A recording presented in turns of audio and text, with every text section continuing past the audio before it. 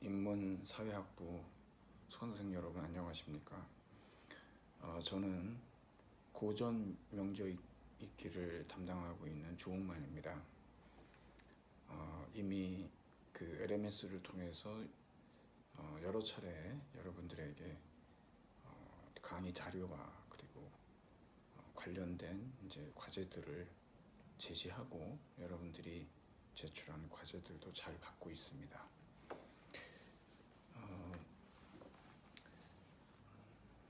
앞으로 이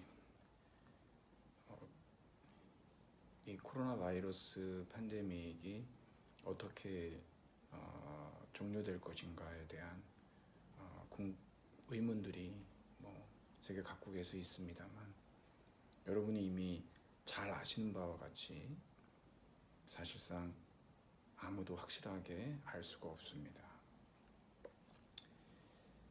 가보지 않은 길이고 초유의 사태이기 때문에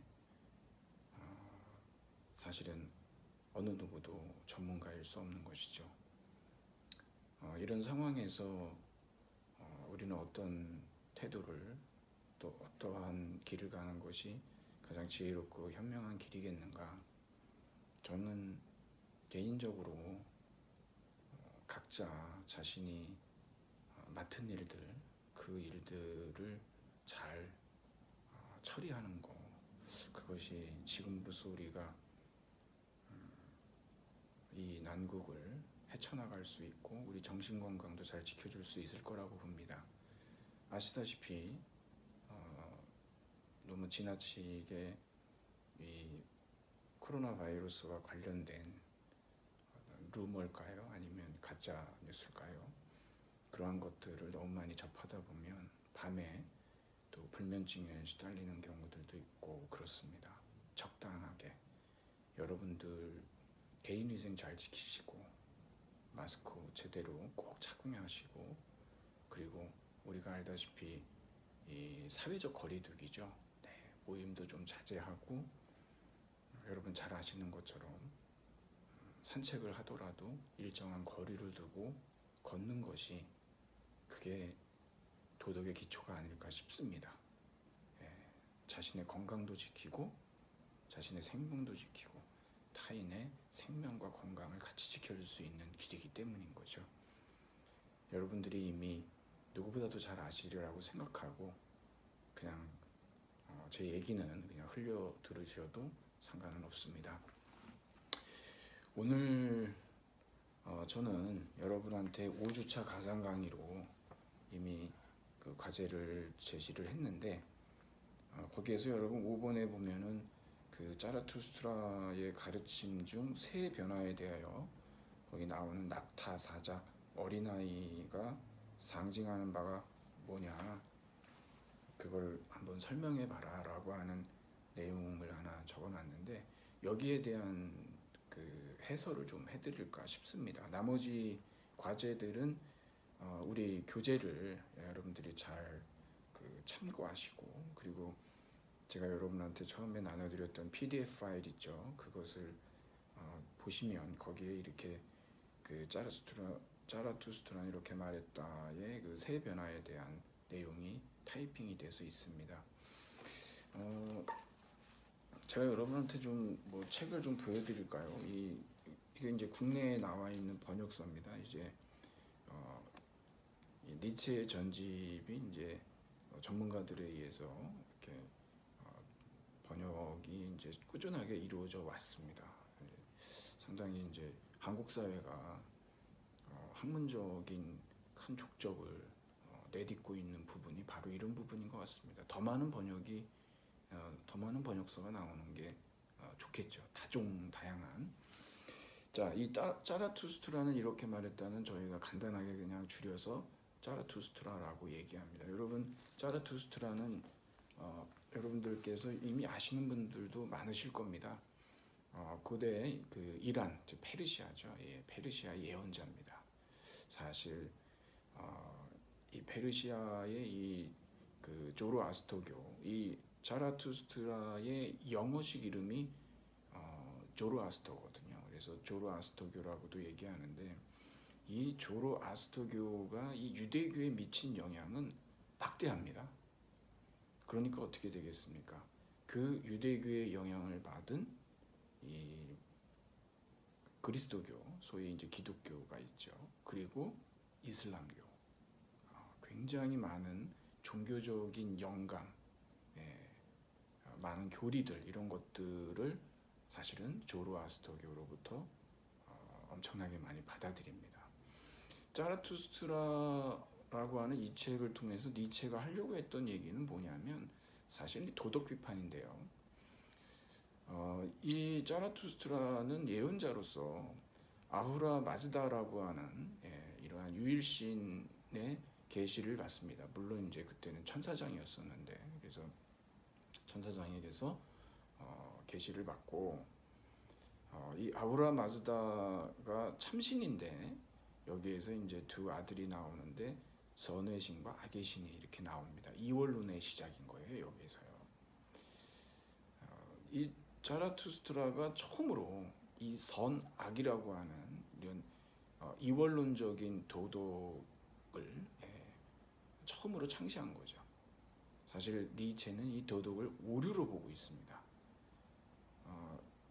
첫 창시자이기 때문에 오류에 대해서도 이미 인식하고 있었다라고 보는 거거든요. 그래서 이제 니체의 이 도덕 비판, 특히 이제 이 도덕 비판이라고 하는 거는 기독교적인 도덕을 말합니다. 이러한 것을 이제 자라투스트라는 이렇게 말했다라고 하는 이 책에서 본격적으로 이 니체의 대표작입니다.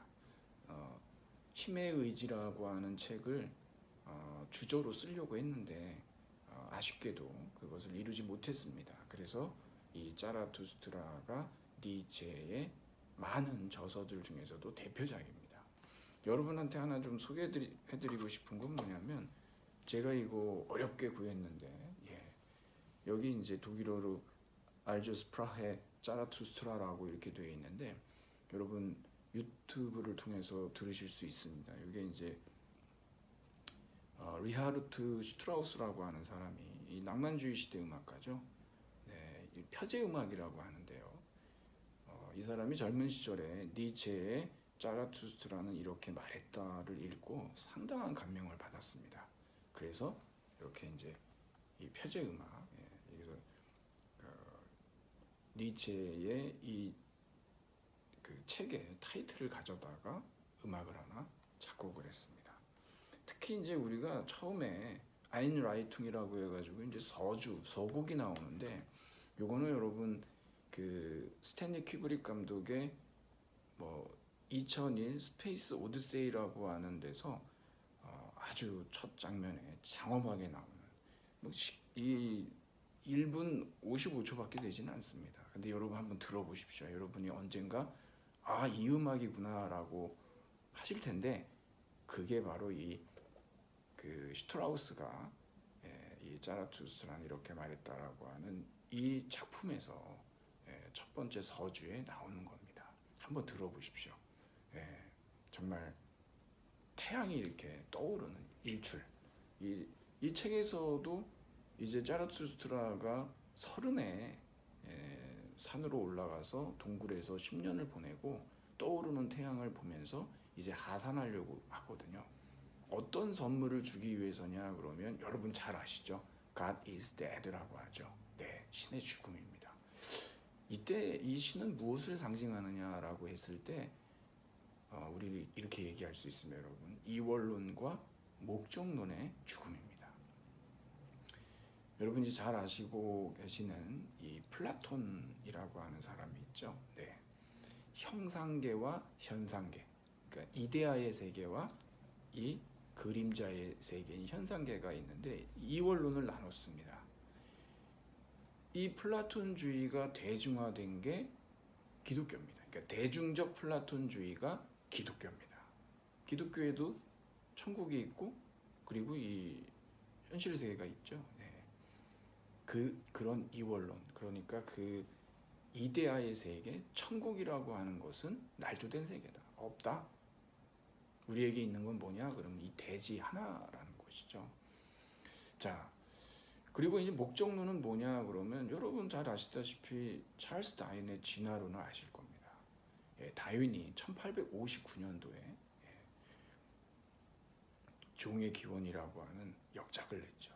혁명입니다. 뉴턴이 만유인력의 법칙을 통해서 뉴턴 혁명을 이뤘듯이 찰스 다윈은 자연 선택 이론이라고 하는 것을 통해서 다윈 혁명을 이뤘습니다. 다윈이 종의 기원을 통해서 무엇을 폐기시켰냐라고 한다면 인간 중심주의와 목적론입니다.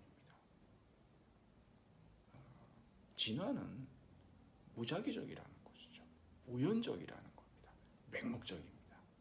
그러니까 사실 우리가 알고 있는 적자생존이라든가 양육강식이라든가 이건 다윈이 한 얘기가 아닙니다.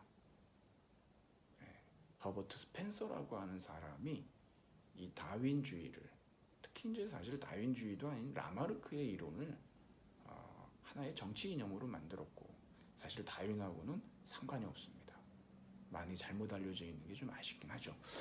네, 뭐 한번 본격적으로 제가 이제 길게는 안 하려고 합니다. 왜냐하면 여러분들이 집중해서 들으시는 것도 힘들고, 저도 약 1년 동안 유튜브를 많이 시청을 했는데, 제가 유튜브 크리에이터는 아닙니다.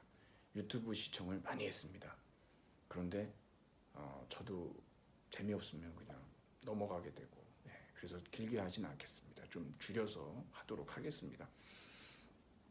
자라투스트라는 부제가 어떻게 되어 있냐면 모두를 위한, 그리고 어느 누구를 위한 것도 아닌 책 그래요.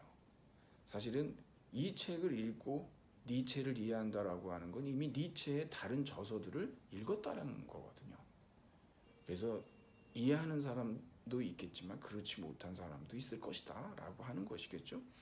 그런데 여기에서 니체는 이 작품을 통해서 영원 회귀라고 하는 그러한 사상을 이야기하는데, 이것은 뭐에 대한 대척점에서 나오는 거냐 그러면 여러분이 잘 아시고 있는 플라톤주의, 기독교, 그리스도교, 거기에서 얘기하는 영혼 불멸이죠. 그런 건 없다는 겁니다. 존재하는 모든 것들은 다 변한다는 거죠. 찰스 다윈의 진화론을 그대로 받아들입니다. 인간은 어떤 존재가 되어야 되냐 그러면, 사실 인간에 대한 니체의 생각은 인간은 벌레다. 인간은 원숭이보다도 더 원숭이 같은 원숭이다. 인간은 벌레와 또는 짐승과 위버맨시를 연결해주는 교량이다, 다리다, 밧줄이다, 이런 표현을 씁니다. 그리고 굉장히 유명한 니체의 인간관에 나오는 것인데, 인간이라고 하는 존재는 극복되어야 할 그 무엇. 인간은 지금에 있는 인간의 이 모습을 극복해야 된다는 거죠. 어디로 나갑니까? 위버맨시입니다. 이 위버맨시는 독일어를 그대로 음역해서 쓰는데, 영어로는 우리가 슈퍼맨, 오버맨, 그리고 이 동양에서는 특히 일본의 번역을 많이 받아들여서 초인이라고 얘기 많이 했는데요. 아닙니다. 그런 초월적 존재가 아니고 우리 모두가 이루어야 할, 즉 현재 우리 이 인간의 모습을 극복함으로써 이 현실 속에서 구현해 내야만 하는 그러한 현실적인 인간의 지향점이라고, 그러한 지향적 인간형이라고 보시면 되는 겁니다. 니체는 이원론을 거부하고 목적론을 거부한 사람인데, 또 다른 이상 세계를 만든다라고 하는 것은 그건 말이 안 되겠죠. 네, 대지에 충실하라고 합니다. 이 변화무쌍한 이 세계, 영원 불멸은 없다는 거죠. 모든 건 다 돌고 도는 겁니다. 가고 오는 겁니다. 생성과 변화와 소멸과 다시 또 생성, 이 영원 회귀죠. 돌고 도는 세상인 겁니다. 자, 돌아와 보겠습니다. 그러면 여러분들이 이제 교재를 읽어보시면은 낙타가 있고 사자가 있고 그리고 어린아이가 있습니다. 먼저 여러분께 이런 말씀을 한번 드려보죠. 변신의 이야기인데요. 낙타에서 사자로, 사자에서 어린아이로. 여러분은 낙타이신가요? 아니면 사자이신가요? 아니면 어린아이이신가요? 어느 단계에 계신가요? 그리고 또 왜 그런가요? 이것은 여러분 우리가 살아가고 있는 실존적인 상황에서 굉장히 중요한 질문이 되기도 합니다. 한번 여러분께서 생각해 보시는 것도 나쁘진 않을 것 같습니다. 자, 그러면 여기서 낙타란 존재는 어떤 존재냐? 복종하는 존재입니다. 노예의 정신이라고 또 얘기합니다. 무엇에 복종합니까? 네, 이 낙타는 무릎을 꿇습니다. 네, 삶의 육중한 무게들을. 네, 이것이 무엇이 무거우냐라고요. 여기에서 니체가 이걸 통해서 상징하고 있는 것은 뭐냐면 사실 기존의 가치들이 있지 않습니까? 예, 이미 우리가 이 세상에 태어났을 때 그 한 사회가 가지고 있었던 오랫동안 확립되어 왔던 그러한 가치 규범들이 있죠. 예, 형이상학일 겁니다. 기독교의 도덕일 겁니다. 그런 것들을 의심하지 않고 이게 무엇이 무겁냐.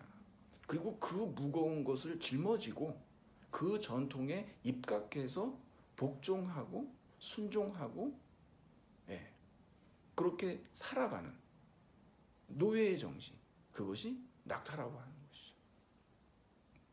이 낙타가 가지고 있는 생각은 뭐냐 그러면은 너는 마땅히 해야만 한다라고 하는 그러한 주인의 명령에 복종하는 노예로서 살아간다라고 하는 겁니다. 사자의 단계로 갈 때 보면은 사자에게서 이제 용하고의 대결이 나오는데요. 이 용의 비늘에 쓰여 있는 말이 you should라는 거. 너는 해야만 한다. 그리고 낙타는 복종합니다. 근데 사자는 거기에 대해서 아니오라고 대답합니다. 부정의 정신이죠. 자유 정신입니다. 저항의 정신이기도 합니다. 그런데 이 사자는 큰 문제점이 하나 있는데 무엇이냐 그러면 새로운 가치를 창조하는 어린아이의 단계에 이르지는 아직 못한 겁니다. 이 사자의 단계는 무엇이냐 그러면 기존의 가치들, 자연스러운 거짓된 자연스러움이죠. 거짓된 자연스러움에 대해서 부정하고 거기에 저항하는 그러한 정신은 가지고 있습니다만 새로운 가치는 도래하지 않았다는 겁니다. 즉 뭡니까?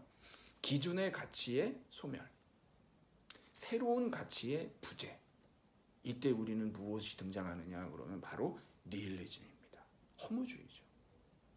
기존의 가치도 믿을 수 없고 새로운 가치는 도래하지 않고 여기에서 사자는 아니라고만 얘기하는데 자기 스스로 새로운 가치를 창출해내지는 못하는 거죠. 그래서 어린아이가 등장합니다. 이 어린아이의 정신은 무엇이냐 그러면 망각입니다. 기존의 규범들을 잊습니다. 새로 시작하는 겁니다. 새로운 시작입니다. 가치의 주인이라고 하는 것이죠. 바로 니체는 이 새 변화에 대하여라고 하는 이 부분에서 우리에게 무엇을 얘기하고 있냐 그러면 바로 인간은 극복되어야 할 그 무엇으로서의 존재인데 이 존재는 어떤 존재냐 그러면 기존의 가치를 거부하고 새로운 가치를 창조해내는 그러한 어린아이와 같은 존재가 되어야 한다. 위버맨시죠. 네. 여러분 우리가 살고 있는 이 세상 이상적인 이데아의 세계에 비하면 그림자고 불완전하고 이 속에는 소망도 없는 것으로 그렇게 플라톤주의나 기독교에서 얘기해 왔다라고 한다면 니체는 이 대지야말로 진정한 우리의 터전이라고 하는 겁니다. 그래서 니체는 그동안에 중요하게 생각했던 그러한 가치가 아니라 거짓, 악, 우연, 고통, 본능 이러한 가치들에 대해서 그것의 귀중한 가치들을 드러내는 그러한 작업을 합니다. 니체가 이 사람을 보라라고 하는 니체의 저서에서 비극의 탄생의 2장에 보면 뭐라고 얘기하냐 그러면 존재하는 것에서 빼버릴 것은 아무것도 없고 없어도 되는 것은 없다. 여러분 이 세상에 존재하는 모든 것은요 다 가치가 있는 겁니다. 이것이 니체가 얘기했던 긍정의 철학. 이 사람은 능동적 허무주의입니다. 새로운 가치를 창조하면서 그 허무함을 극복해내려고 하는. 그래서 니체는 디오니소스의 제자라고 얘기하면서 디오니소스는 춤을 춘다 그러죠. 여러분 아시다시피 춤추려면 어떻게 해야 됩니까? 몸이 가벼워야 되겠죠. 여러분을 끌어내리고 있는 그 무거운 기존의 가치들이 아니라 여러분이 춤출 수 있는, 여러분의 몸을 가볍게 할 수 있는 그 중력의 영들을 물리쳐낼 수 있는 그러한 새로운 가치를 창조해내는 그런 주인으로서 살아가야 된다라고 하는 얘기를 니체가 자라투스트라라고 하는 이 저서에서 말하고 있는 것이죠. 여러분들이 한번 지금 제가 말씀드렸던 내용들을 잘 한번 생각해 보시고 과자에 도움을 좀 받으셨으면 좋겠습니다. 말씀을 드리다 보니 좀 길어졌습니다. 더 열심히 줄이겠습니다. 네, 고맙습니다.